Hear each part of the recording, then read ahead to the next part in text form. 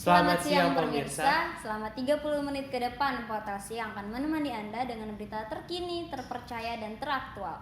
Bersama saya Risma Liana dan rekan saya Dava Alfiansyah. Berita pertama, masuknya wabah COVID-19 ke Indonesia, khususnya daerah Jakarta, mengharuskan pemerintah menghimbau masyarakat untuk melakukan social distancing. Berikut beritanya. Selamat siang pemirsa, masuknya wabah COVID-19 ke Indonesia khususnya daerah Jakarta mengharuskan pemerintah menghimbau masyarakat untuk melakukan social distancing. Berikut liputannya. Mewabahnya virus COVID-19 yang dikonfirmasi masuk ke Indonesia 2 Maret lalu oleh Presiden dan pemerintah mengharuskan menghimbau masyarakat menjaga jarak atau social distancing dan tidak melakukan aktivitas di luar rumah terlebih dahulu. Diterapkannya ketentuan ini demi memutus mata rantai virus COVID-19. Terlihat sejumlah pedagang dan angkutan umum tidak beroperasi. Berikut sejumlah rumah dan jalan yang sepi dikarenakan harus menjaga jarak untuk tidak berinteraksi sosial secara fisik. Masyarakat yang dihimbau harus tertib dan patuh dalam menjalankan ketentuan yang dianjurkan oleh pemerintah. Baik, saat ini saya akan meminta tanggapan salah satu warga di lokasi Jalan Walang Baru 3. Baik, dengan Ibu siapa? Ibu Hani. Baik, Ibu Hani, apakah menerapkan social distancing? Iya, Mbak, menerapkan. Mengetahui peraturan social distancing ini dari pemerintah atau dari warga sekitar, Bu? Awalnya saya dari warga ya, Mbak. Terus saya melihat berita, akhirnya pemerintah suruh menerapkan, saya mengikuti pemerintah. Baik, untuk menerapkan social distancing ini di bulan puasa bagaimana, Bu, tanggapannya? Sedih sekali, Mbak. Kita nggak bisa kumpul sama keluarga, sama kerabat, rekan, ya kan. Jadi tetap di rumah aja. Baik, terima kasih ya, Bu, sudah dimintai tanggapannya. Baik, saya Nindaitan Fasila melaporkan. Akibat adanya wabah COVID-19, beberapa pasar mengalami kenaikan harga, namun ada juga pasar yang tidak mengalami kenaikan harga. Berikut liputannya. Baik pemirsa, selamat siang, kembali dengan saya Melina Yolanda. Saya saat ini sedang berada di Pasar Tradisional Maduma, Parmaksian, Sumatera Utara. Seperti yang kita ketahui, saat ini Indonesia sedang mengalami krisis ekonomi akibat adanya wabah COVID-19 dan itu berpengaruh bagi para pedagang pasar tradisional. Dan saat ini saya sedang bersama dengan salah satu pedagang ingin menanyakan atau mewawancarai bagaimana situasi pasar dengan keadaan pandemi ini. Apakah ada perubahan harga sayur akibat adanya wabah COVID Corona? Kalau sayur tidak ada perubahan, bawang merah yang mahal. Kenapa harganya tidak mengalami kenaikan sementara di tempat-tempat lain sudah kenaikan harga? Karena sayurannya banyak yang nanam di sini. Bagaimana dengan jumlah pembeli? Dengan kondisi yang tidak aman seperti sekarang ini, apakah banyak atau semakin sedikit? Semakin lumayan. Kalau dengan hasil pendapatan, apakah naik atau turun? Normal aja, kalau sekarang udah normal, baru-baru COVID itu. Dalam kali ini dapat disimpulkan bahwa harga sayur tidak mengalami kenaikan sama sekali karena beberapa sayur dapat ditanam oleh warga sendiri dan tidak perlu lagi bolak-balik untuk pergi berbelanja. Sekian liputan kali ini, saya Melina Yolanda melaporkan. Keadaan di pasar jangkrik tradisional masih tetap ramai meski dalam keadaan masa PSBB di Jakarta. Warga masih berjualan seperti biasanya, layaknya tidak ada hal yang terjadi. Berikut liputannya. Baiklah pemirsa, beginilah keadaan pasar jangkrik, tepatnya di daerah Kayu Manis, Jakarta Timur. Kegiatan jual beli masih berlangsung ramai. Masyarakat banyak berlalu lalang untuk membeli keperluan yang mereka perlukan. Baiklah, saya akan berbincang-bincang bersama narasumber salah satu pedagang sayur di sini. Selamat siang Ibu, dengan Ibu siapa? Ibu Sukining. Bagaimana penerapan PSBB di pasar jangkrik ini? Ya, biasa-biasa aja. Soalnya jarak jauh, pakai masker, semuanya tertib. Kalau pendapatan Ibu selama kegiatan PSBB ini gimana? Jauh, kurang jauh. Tapi beda deh sama yang sebelum corona ini.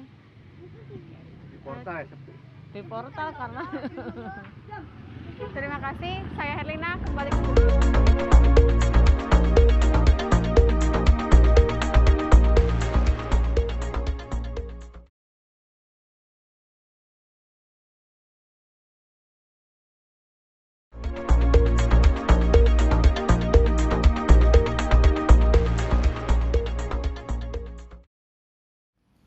Dalam masa PSBB, Rawajati juga ikut menerapkan anjuran pemerintah demi memutus rantai COVID-19.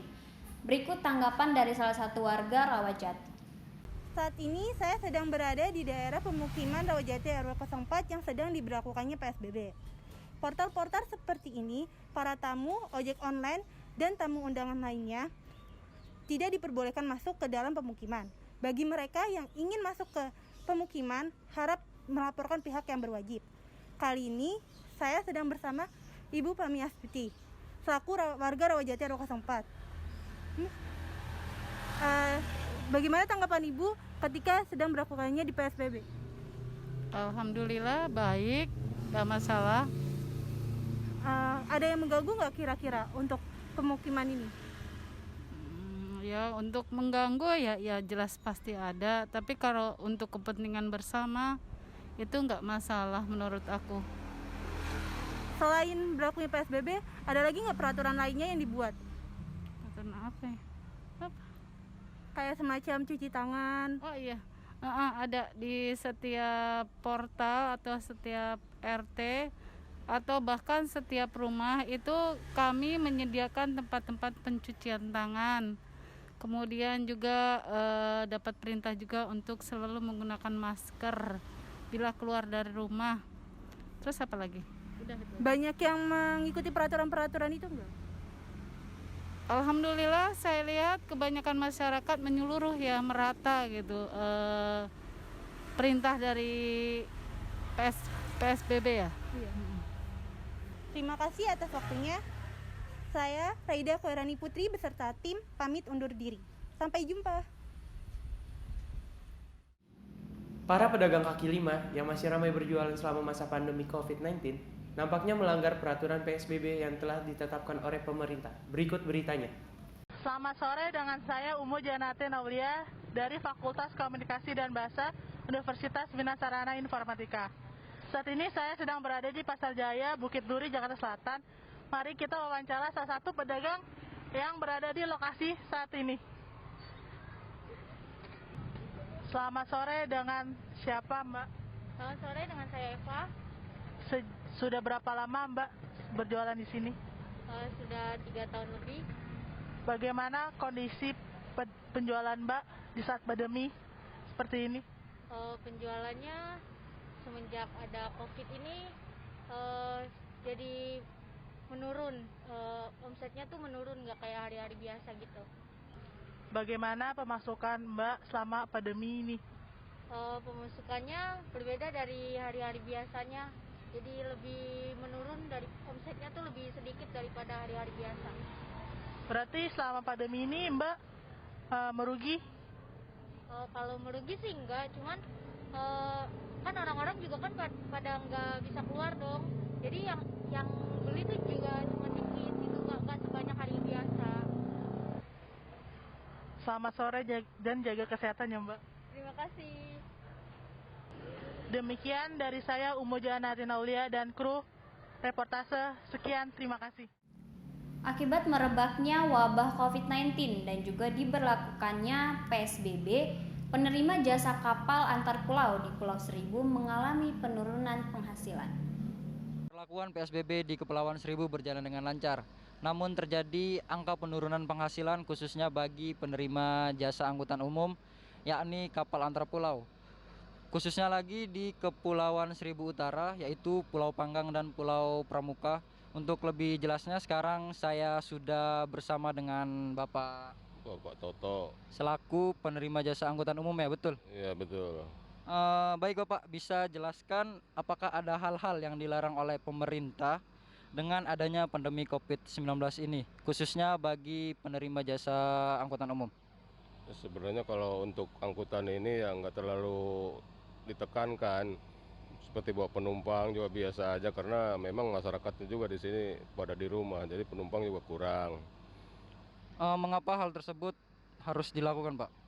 Ya karena mungkin di sini masih zona hijau, juga masyarakat juga terbatas sama orang-orang sini doang, jadi begitu aja.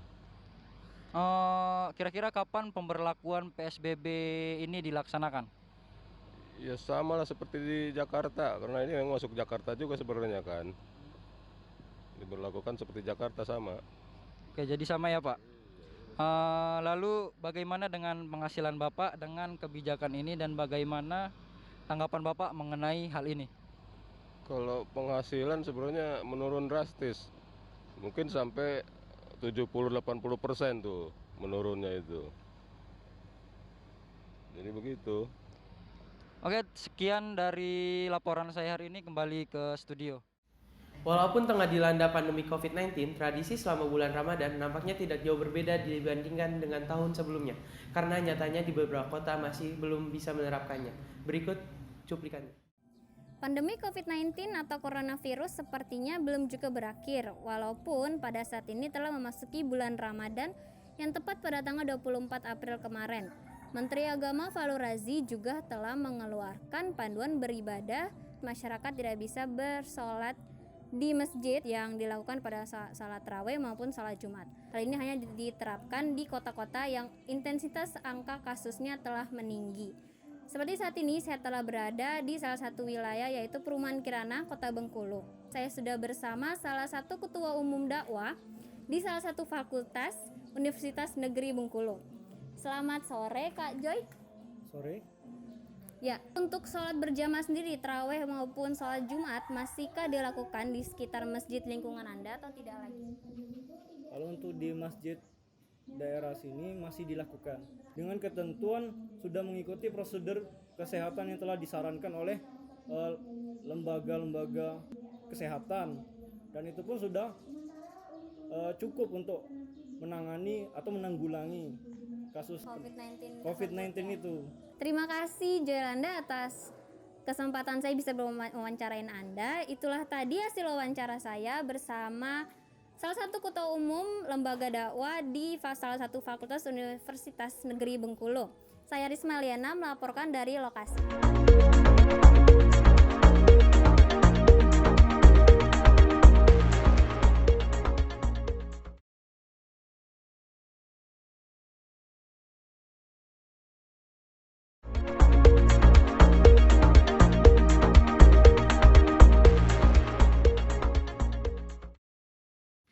Upaya pemerintah memberlakukan PSBB rupanya berdampak besar bagi para pengusaha kecil. Kini usaha mereka tengah sepi pengunjung dan penghasilan yang mereka dapat pun menjadi berkurang. Selamat siang pemirsa. Terkait dengan adanya wabah COVID-19 di Indonesia seperti saat ini yang kian hari bertambah kasus positifnya sehingga menyebabkan terganggunya aktivitas dan tidak berjalan seperti biasa. Karena itu para pedagang pun menerima dampaknya seperti pengurangan transaksi maupun konsumen. Nah, sekarang saya sedang berada di wilayah Rawamangun. Di belakang saya terdapat toko-toko yang masih tetap buka dalam PSBB saat ini. Saya bersama salah satu narasumber. Halo, selamat siang Pak. Selamat siang. Bagaimana kabarnya Pak? Alhamdulillah baik-baik saja. Saya ingin meminta waktu sebentarnya, boleh Pak? Boleh, silahkan. Baik, saya ingin bertanya terkait pemberlakuan PSBB di Jakarta ini. Bagaimana dampaknya terutama dalam usaha Bapak sendiri? Dampaknya memang ada sangat terasa, mengingat ada peraturan dari pemerintah untuk buka usaha dengan tidak maksimal, artinya hanya dibatasi berapa jam saja, dan karena warganya tidak boleh untuk keluar rumah, maka untuk usaha pedagang kecil ini sangat-sangat rugi gitu. Jadi untuk penghasilan merosot banget. Baik Pak, terima kasih ya Pak atas waktunya. Sama-sama. Baik, saya Linda Widiantika kembali ke studio. Dampak COVID-19 sangat dirasakan oleh pengguna RPTRA yang dikenal sebagai ruang publik terpadu ramah anak. Jelas mematikan kegiatan sosial di dalamnya. Seperti kegiatan sosial olahraga, belajar mengajar, dan penghijauan lingkungan. Pengelola menunggu kebijakan dari kelurahan untuk membuka kembali RPTRA tersebut. Berikut beritanya. Ya, sore hari ini saya sudah berada di ruang publik terpadu ramah anak yang dikenal sebagai RPTRA. RPTRA Matahari ini terletak di Jalan Rawasari Barat nomor 6. Kita lihat sendiri, tidak ada aktivitas anak satupun di dalamnya. Juga kegiatan-kegiatan sosial di dalamnya. Untuk keterangan lebih lanjut, mari kita lihat ke dalam. Selamat sore, dengan Mas siapa? Dengan Mas Ali. Dengan Mas Ali. Mas Ali di sini bekerja sebagai apa ya? Sebagai pengelola RPTRA. Pengelola RPTRA di sini ada berapa, Mas? Kalau untuk karyawan di sini jumlahnya ada 6. 6 orang. Iya, ada 6. Kalau boleh tahu, Mas, RPTRA ini tutup sejak kapan? RPTRA tutup sejak tanggal 14 Maret tahun 2020 bulan lalu, Pak. 2 bulan yang lalu itu udah mulai tutup dari semua kegiatan aktivitas yang ada di RPTRA, dia semua stop. Selama COVID-19 melanda RPTRA, dampak apa saja yang RPTRA rasakan? Kalau untuk dampak sih lebih ke masyarakat ya, Mas ya. Jadi masyarakat yang sehari-harinya beraktivitas atau mengunjungi RPTRA kaget gitu loh. Ya, seharusnya RPTRA ini menjadi wadah untuk berinteraksi mereka, tiba-tiba stop, tidak bisa dikunjungi gitu loh. Jadi itu aja sih untuk masyarakatnya.